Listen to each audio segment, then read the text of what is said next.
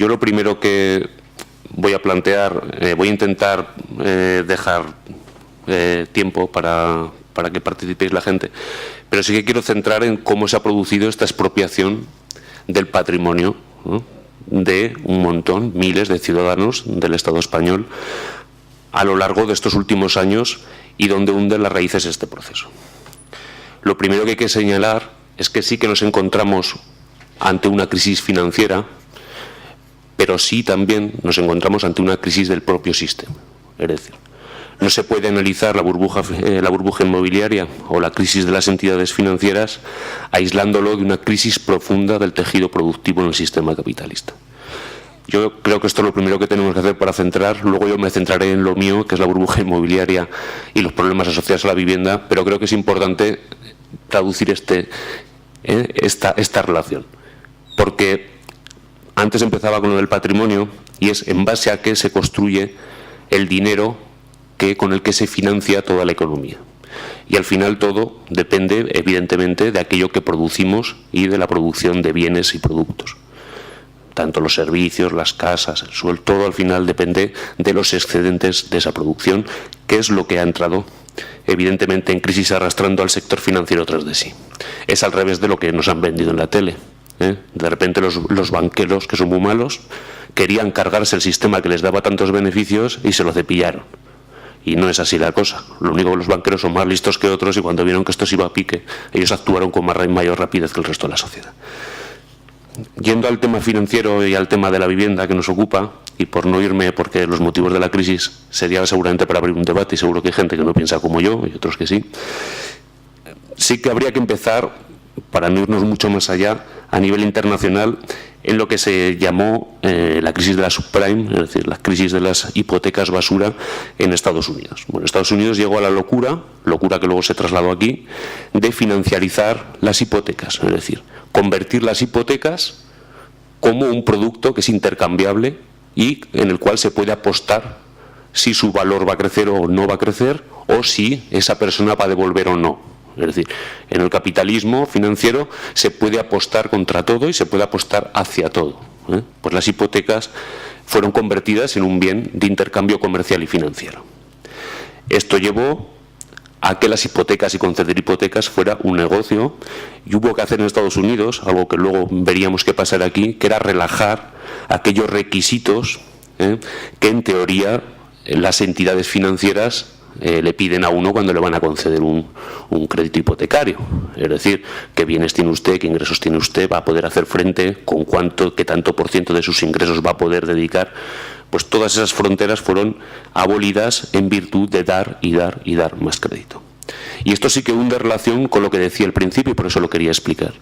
Y es que hemos vivido una época, tanto en Estados Unidos como en España, no así como en otros países, de crecimiento casi ininterrumpido durante 15 o 20 años, hasta la gran hostia que nos hemos dado, claro. ¿Esto cómo se hizo? No solo se hizo por las mejoras que ha introducido el capitalismo en su propio sistema productivo durante estos años, que los ha habido, la conocida globalización, la profundización de la Unión Europea y la libertad de capitales para poder mover las empresas, las mercancías, todo eso que son las virtudes del sistema, luego se han visto empañadas porque no eran capaces de incrementar suficientemente la tasa. ¿Y cómo se hizo? En base a precarizar las condiciones de vida y en base a la financiarización. Cuando digo precarización de las condiciones de vida me refiero a la introducción de la temporalidad, de los contratos basura, de los salarios de miseria, todo aquello que en los años 90, a finales del siglo pasado, se introdujo tanto en el mercado laboral español como en la profundización en el mercado laboral estadounidense, que ya estaba fino. Esto profundizó evidentemente en la necesidad de una economía financiarizada, es decir, cuando interesó se dio crédito y en este caso en las viviendas se dio crédito a mansalva, porque era un propio negocio la concesión de las hipotecas. Sin introducir mucho más, sí que, no sé si os acordaréis, cuando Sarkozy salió en la tele con voz grave, en francés, que yo no sé, y dijo que había que refundar el capitalismo, ¿no? Porque aquello se iba de madre. Era cuando Estados Unidos había tenido que intervenir diversas entidades para dejarlas caer. Aquello no venía de la nada, sino que, por hacer un poco de memoria, y parece que fue hace décadas y fue hace muy poquito, en el 2006 se produjeron en Estados Unidos 1,2 millones de ejecuciones hipotecarias. En el 2008 se llegaron, 2 años más tarde, a los 2 millones de ejecuciones hipotecarias. Es decir, el descubierto que se creó en tan solo 2 o 3 años en Estados Unidos fue de millones de ejecuciones hipotecarias, en un país que sí que es muy grande, pero que tiene 250 millones de habitantes. Echar cuentas del alcance de la crisis de las hipotecas basura o de la sub. Desde aquel momento, ya sabéis que hay un mantra de los que se llaman neoliberales. Yo no creo en ese término, me parece que es un término que lo ha creado el diablo para confundirnos. Yo hablo de liberales, y aún así los liberales son otra cosa que los que hoy se llaman liberales. Se supone que el liberalismo económico es el que dice que el mercado se rija por sí mismo y que las leyes de la oferta y la demanda y la competencia hagan el resto. Y nos venden eso, ¿no? Esperanza Aguirre se supone que es la representante de los liberales en la tierra y también en el cielo. Bueno, pues nos están mintiendo y tomándonos por gilis. Desde el 2006, la cantidad de dinero público invertido en la economía privada es la mayor de la historia. Resulta que aquellos que están defendiendo que el Estado tiene que irse de la enseñanza, de la sanidad, de los servicios sociales, del tejido productivo, de la banca, que se tiene que ir de todos lados, porque todo se puede convertir en negocio, aquellos mismos que dicen eso son los mismos que están manteniendo una política que ha entregado cantidades ingentes de dinero público a la banca tanto estadounidense como española. Se supone que el Banco Central Europeo intervino, y estoy hablando del 2008, intervino con 200.000 millones de euros en aquel primer momento. Estados Unidos, Australia, Japón, Suiza, Canadá y otros países también. Y al final, en aquel momento, en el 2008, se pusieron 500.000 millones de euros en funcionamiento para mantener la liquidez del sistema financiero internacional. Como os decía, el Estado está prohibido que intervenga en la economía siempre y cuando no sea para salvar a los bancos o salvar a los ricos. Hay una cuantificación, no quiero aburrir con cifras, pero hay una cuantificación de cuál es la deuda internacional que se contrajo durante la época de crecimiento. No hablo de lo que ha resultado ya después, que seguramente si el cálculo se hiciera hoy en vez del 2007 como este, sería otro distinto. Pero se calcula que en el 2007 la deuda contraída, entre otras cosas, por el mercado inmobiliario, a nivel internacional era 10 billones de dólares. Esto es un estudio que se hizo para una revista socialista inglesa, que firma un economista que es Mitchell Clark, y lo de menos es si son 10, 9, 11 o 12 billones. El caso es que la economía ha sido financiada de una manera imposible luego de ser avalada por el propio crecimiento del crecimiento de la economía productiva. Es decir, que se ha generado una bolsa de crédito que ahora es imposible de ninguna de las maneras devolver. Y la cuestión es quién se va a comer el marrón de este gran pufo que todos los economistas serios reconocen, y que no está ni en los 600.000 que le han dado la banca española, ni en los 500.000 que os contaba antes, ni en los 200.000 del Banco Central del 2008. Con eso ni siquiera llega para tapar un 15% de lo que se supone que tiene el tamaño de la burbuja del crédito a nivel internacional. No voy a aburrir más con esto, pero sí que me parecía importante centrar cómo ocurrió esto, cómo, más que nada, esto no es cómo ocurrió, sino esto es casi el desenlace. Hemos asistido al final de una historia, hay veces que ves el principio, hay veces que no, hay veces que ves el final y hay veces que no. En este caso hemos podido ver por lo menos el final, asistir al final de una época. En el caso español, ¿qué consecuencias ha tenido? Bueno, primero decir que el Estado español siempre decimos que tiene sus peculiaridades, y es verdad, porque el Estado español tiene una normativa, una ley hipotecaria auténticamente salvaje, prehistórica, y que no tiene comparativo con ningún país de su entorno, ni siquiera con países que supuestamente llamamos menos desarrollados. Pero no es menos cierto, como explicaba con el caso de Estados Unidos, por eso quería, para que no parezcamos marcianos los españoles y pensemos que es el único sitio donde ha sucedido, pero también sucedió en Japón en los años 90, tuvieron la primera burbuja inmobiliaria que se produjo, y ha habido otros países que fueron arrastrados a este mismo problema. Bueno, el caso del Estado español nos ha dado con bastante dureza, por dos cuestiones. Primero, y por eso explicaba lo de la economía, porque es bastante importante. Aquí en los años 90 se produce, bueno, a partir de los años 80 se produce todo lo que se llama como la reconversión industrial, yo no la conocí, bueno, era muy joven, ¿no? Es decir, yo lo que sé, yo empecé a ver, lo veía en los telediarios de Creo, me acuerdo, lo que sois mayores os acordaréis de la reconversión industrial, lo que implicó el desmantelamiento del tejido productivo de este país y la concesión a los otros países de plantear que el tejido productivo iba a ser eliminado en virtud de una economía de servicios, una economía dirigida pues a la prestación de servicios y también al turismo y a todo aquello que por supuesto no fuera el tejido productivo. Eso en los 90 vino acompañado, como os explicaba, con una precarización de las condiciones de trabajo enorme en el Estado español.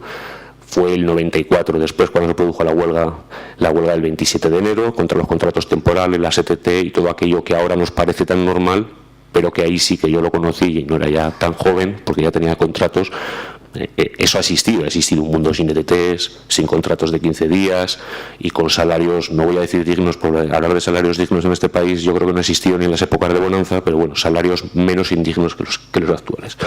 Esto provocó una situación en la cual la economía pivotó, es decir, pivotó sobre aquello que es más rentable explotar. Es decir, no rige este sistema, como decía, la maldad intrínseca de nadie, sino que la gente lo que quiere es obtener el máximo beneficio allí donde invierte. Esto no es maldad, es el sistema.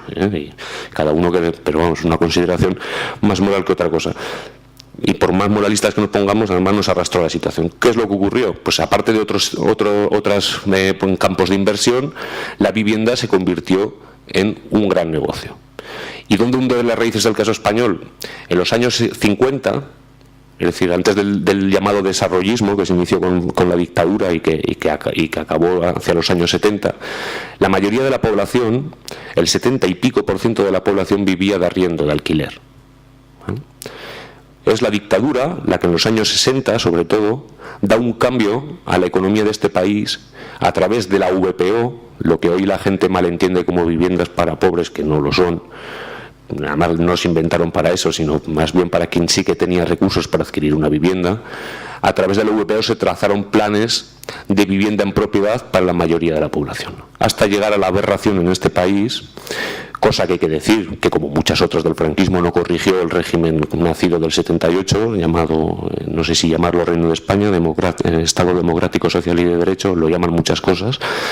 Yo no lo voy a caracterizar, pero digo que hay algunas cosas que se siguieron manteniendo e incluso se profundizaron. Y en los años 80 se llegó a la aberración de que más del 70% del mercado de vivienda español ya era vivienda en propiedad. Es decir, el patrimonio, no sé si veis unas encuestas que sacaron hace poco, de que extrañamente los habitantes de Chipre y España éramos de los más ricos en patrimonio del mundo. Y dirás, joder, potencias mundiales, Chipre y España.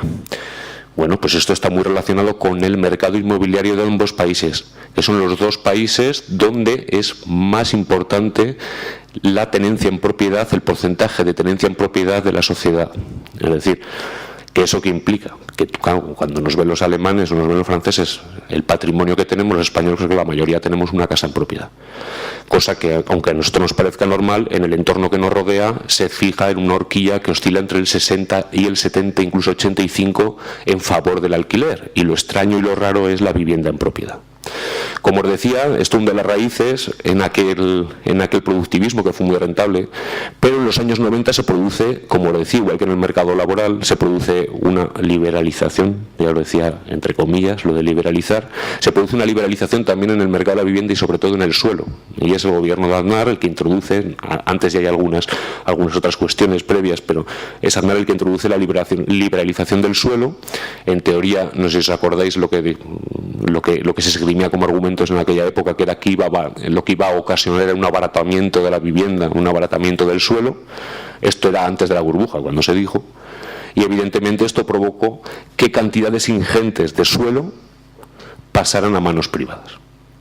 Un montón de suelo municipal, de suelos autonómicos, de suelos de las administraciones pasaron a manos privadas, fueron catalogados de distinta manera, y un montón también de suelo que rodeaba las ciudades fue recalificado en suelo urbano durante aquella época. ¿Esto qué conllevó? Bueno, conllevó que el Estado español se volcó en la economía, se volcó en la construcción. Se calcula que en torno al 1,5 millones, 2 millones, depende de los cálculos, de trabajadores dependían directa o indirectamente de la construcción. El aumento, como os decía, de los proyectos que se construían llegó a la locura. Del 99 al 2001 no paró de crecer, pero voy a dar los datos más recientes. Entre los años 2000 y 2005 se proyectaron en torno a 800.000 viviendas anuales. Hace poco salía en la tele, no sé si eran las de la Sexta o algunas así, le sacaban cuando se jactaban de este ritmo de construcción, que salía diciendo, además salía diciendo, reconociéndolo, decía, si estamos construyendo más casas que Alemania e Inglaterra juntas, y es que era verdad, estábamos construyendo más. Pues que conforme avanzó esto, no solo construíamos más que Alemania e Inglaterra, sino que al final llegamos a construir más que Alemania, Inglaterra, Francia e Italia juntas. Es decir, podíamos con todo. Como le decíamos, éramos ricos. Llegamos a la extenuación de que incluso en el 2006, cuando ya se le veían las orejas al lobo, cuando Botín ya estaba deshaciéndose de patrimonio, es decir, como os decía, los banqueros no es que provocaran la crisis, lo único que los banqueros la vieron venir antes. Pero cuando ya el señor Botín se estaba quitando patrimonio y él sabía, igual que lo sabían las élites, lo que iba a ocurrir, sin embargo aquí seguíamos construyendo un ritmo de 800.000 viviendas anuales. Hay que decir una salvedad, bueno, estoy hablando de proyectos visados no quiere decir proyectos construidos, pero la gran mayoría de estos proyectos en estos años de bonanza fueron llevados a cabo, es decir, son cifras que nos acercan bastante a las dimensiones. Habría que quitar alguna, para ser rigurosos, habría que quitar alguna de esos miles de viviendas, pero es bastante aproximado, como decía. Como antes os adelantaba, incluso antes, en el 2004, ya sumábamos más viviendas por año que los 4 países más desarrollados de la Unión Europea. Y sobre todo hay que resaltar un tema, que es que en pleno boom de la burbuja, y esto es lo que yo quería resaltar al principio, es decir, cuando se convierte el derecho constitucional a la vivienda, que ya nació así, como un negocio, pues lo que ocurre es que, en total, perdonad que me estoy perdiendo, lo que ocurre es esto, que tengo aquí la cifra y que la estaba buscando, perdonadme, que en pleno boom, es decir, cuando el mercado de la vivienda iba bien, era rentable, cuando a los inversores les salía a cuenta invertir, y perdonad que me encontraba la cifra, en España existían 3,3 millones de viviendas vacías. Esto hablo cuando esto funcionaba. Bueno, esto funcionaba, pero los jóvenes estaban en la calle protestando por el precio de la vivienda, porque parece que aquí la PA y estos desahucios descubrimos algo nuevo, y no descubrimos algo nuevo. Esto hay que recordar y hay que hacer un homenaje a aquellos jóvenes que a principios de este siglo, 2003-2004, con el movimiento V de vivienda denunciaron la subida de los precios, porque eso es una de las consecuencias que tuvo. Pero sin embargo la mayoría de la población tenía una sensación de que esto funcionaba. Pero la realidad, como lo decía, en una España en la que funcionaba había 3,5 millones de viviendas vacías. No me voy a detener mucho más en el tema de la vivienda, luego si queréis en la discusión hablamos, además si no me voy a ir de tiempo, pero sí que creo que hay otra cuestión patrimonial, porque antes se hablaba de enlazar esto con el patrimonio. Hay un patrimonio público, no solo el suelo, sino que hay un patrimonio que era, bueno, digo de todos los ciudadanos, entre comillas, que eran las cajas de ahorros, que suponían el 51% del sistema financiero del Estado español. El 51% del dinero que este país producía y éramos capaces de producir se almacenaba y era gestionado por unas entidades de fines sociales. Es decir, es más correcto decir eso que decir públicos, porque nunca han sido entidades realmente públicas, pero sí que eran entidades con participación social y, en teoría, control político y también social, digo en teoría, como también se ha visto y demostrado. Pero sí que es importante denunciar ese expolio, porque hemos pasado de poseer el 51% del sistema financiero a no poseer nada. Bueno, si nos queda la caja de Pollensa, me parece que otra caja en Castellón, pequeñita, y el otro día me decían por aquí alguna caja rural y tal que seguían funcionando. Eso es lo que ha quedado de todo esto después de esta reconversión. Para no enrollarme, ¿qué supone, no, la privatización de una caja de ahorro? Me podría centrar en CAI por hacer algo más local, que también es escandaloso, lo sucedió con CAI, pero bueno, lo voy a hacer con Bankia, que es un poco más escandaloso todavía. ¿Qué supuso? Bankia, como sabéis, es una de las entidades que más desahucia. Entre el 2002 y el 2009, Bankia ganó 8.000 millones de euros con el negocio de la vivienda. La obra social, en el 2012, se dedicaban 212 millones. Después, ya sabéis, salimos a bolsa, privatización, tal cual, la obra social cae a 42 millones. Lo mismo pasa con las obras sociales de CAI, Ibercaja y del resto de entidades. Es decir, la conversión en bancos hace evidentemente que aquello que destinan a la obra social empiece evidentemente a sobrar, porque la conversión en bancos tiene otra lógica y lo que se espera es la mayor rentabilidad al inversor o en este caso al accionista. Datos curiosos de Bankia, y esto es extrapolable a casi todas las entidades del Estado español. Los préstamos a promotores, constructores inmobiliarias que concedió Bankia ascienden a 42.300 millones de euros. Un 40% de estos créditos se consideran de riesgo, porque ya sabéis, extrañamente a lo que nosotros pensamos, los que más dejan de pagar en este país sus créditos hipotecas no son los pobres, sino son precisamente aquellos que se beneficiaron de la época de auge y, en resumen, las grandes fortunas de este país. El crédito hipotecario a las familias ascendía a 91.000 millones de euros, es decir, sumaba entre ambos una cifra cercana a 150.000 millones de euros pringados en el negocio de la construcción. Y estoy hablando solo de Bankia, solo de una entidad, que no es la única.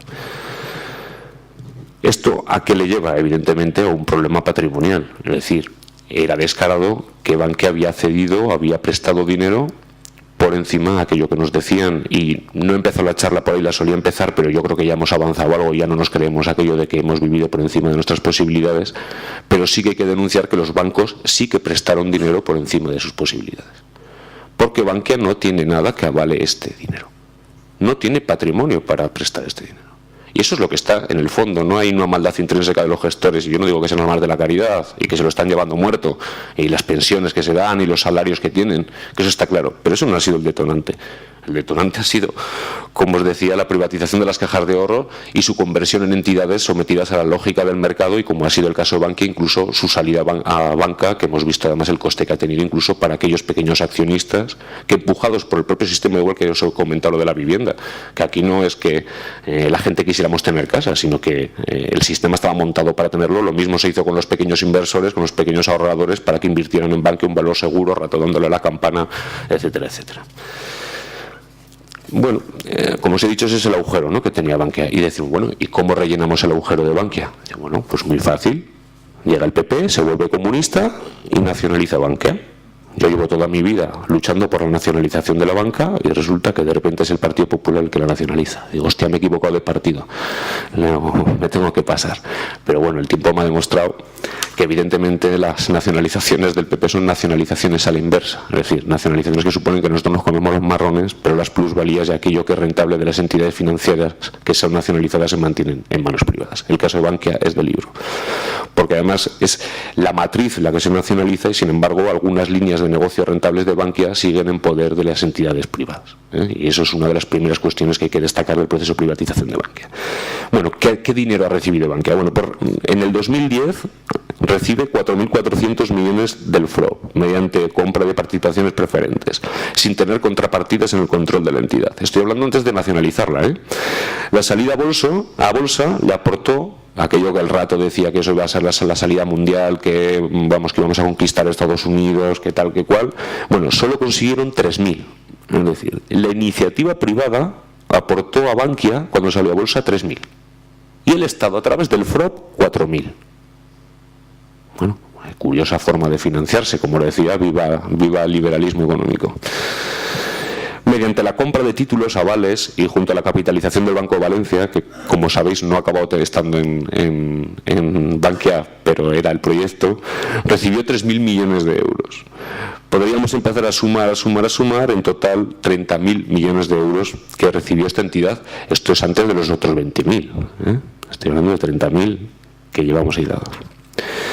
Del Banco Central Europeo, estoy hablando de las ayudas del Estado español, que no hemos terminado, ahora nos quedamos del Banco Central Europeo. Ha recibido 40.000 millones de euros al 1% de interés.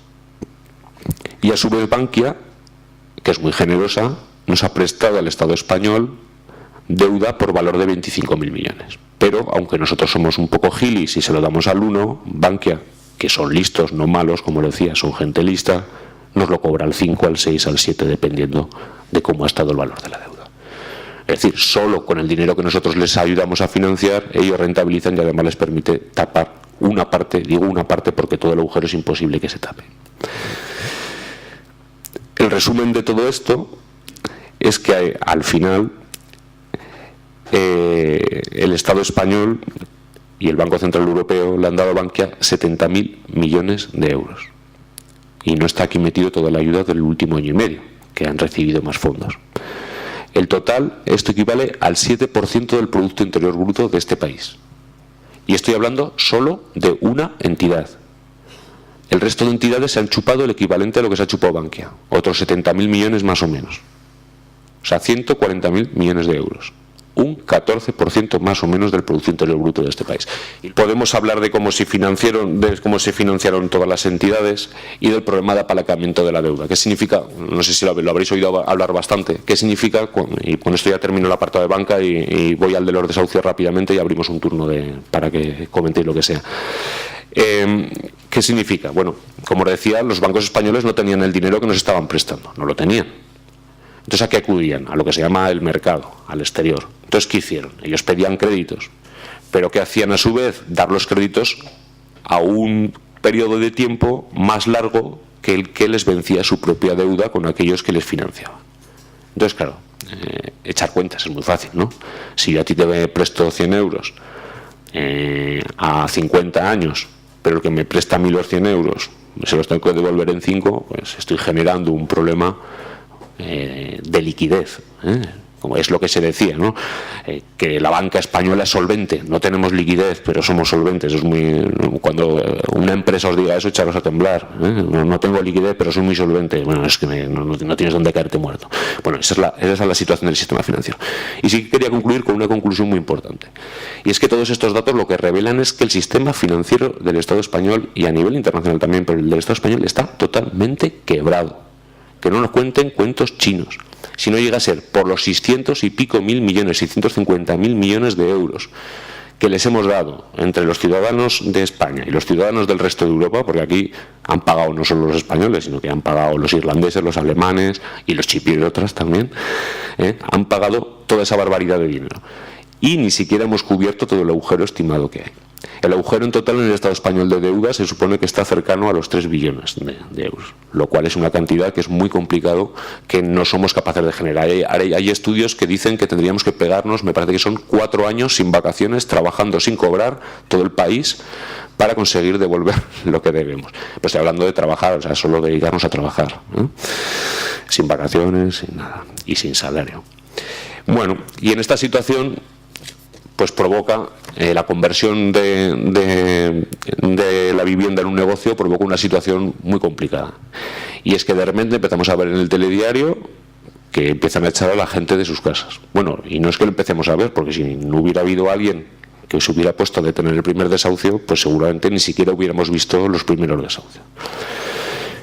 Pero, como os decía, sí que tenía particularidades el tema español. Primero tenemos una ley hipotecaria auténticamente salvaje, que además hay que decir, luego explicaré, o si no en el turno de esto, explicaré. La reforma del PP en esencia mantiene la ley hipotecaria anterior, lo único que hace es unos pequeños retoques. Tenemos una ley hipotecaria que no tiene parangón en el resto del mundo, ni en países, como os decía, mucho menos desarrollados, entre comillas, como nosotros, tienen mecanismos que ayudan a la gente a resolver sus deudas. Es decir, en el Estado español, si tienes una sociedad limitada, resulta que sí que tienes manera de deshacerte de tus deudas, pero resulta que si eres una familia no tienes manera de deshacerte de una deuda hipotecaria. Es decir, lo primero que hay que destacar es que en España la deuda hipotecaria es hasta el infinito. Es decir, nunca te abandona.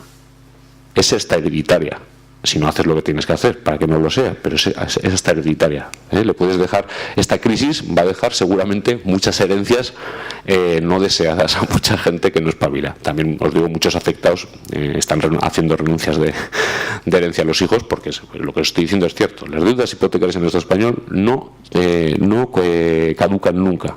No son como los créditos personales al consumo, o no son como evidentemente los créditos a las empresas, y además no existe ningún tipo de mecanismo, porque es verdad, cuando se ataca a las propuestas que hemos hecho, que en el resto de Europa la dación en pago no es algo generalizado. No lo es. Sí, en otros países, Argentina, Estados Unidos, Australia, todos los sitios, todos los lugares que se suelen regir por el sistema anglosajón de derecho, no todos, pero la mayoría suelen tener la dación en pago incluida. Los que somos más de los romanos, pues no tenemos dación en pago.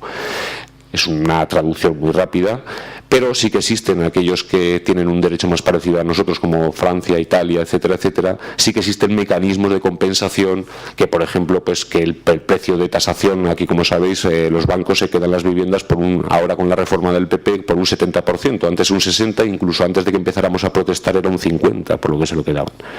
En Francia, por ejemplo, es un 90%, con lo cual en el momento que hay subasta, prácticamente la deuda queda extinguida, más allá de otros que yo desconozco cómo es la normativa francesa, pero supongo que habrá otros gastos aparejados como hay aquí, gastos judiciales, etcétera, etcétera, pero se queda bastante quitada. En Italia existen también otro tipo de mecanismos y además en Italia es imposible que te quedes en la calle, pero existen mecanismos que permiten a la gente quedarse en casa incluso habiendo perdido la propiedad del mismo inmueble.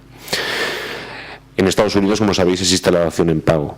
En Argentina también, podemos hacer un repaso de los países, no encontramos ni uno solo, y eso sí que es una peculiaridad del Estado español, en el que no existe un mecanismo de los ciudadanos por el cual resolver sus hipotecas cuando no pueden hacer frente a las mismas. Y se da la peculiaridad que en el Estado español somos el único que cuando nos conceden, se supone, en la letra grande de la hipoteca, se supone que el bien hipotecado es lo que avala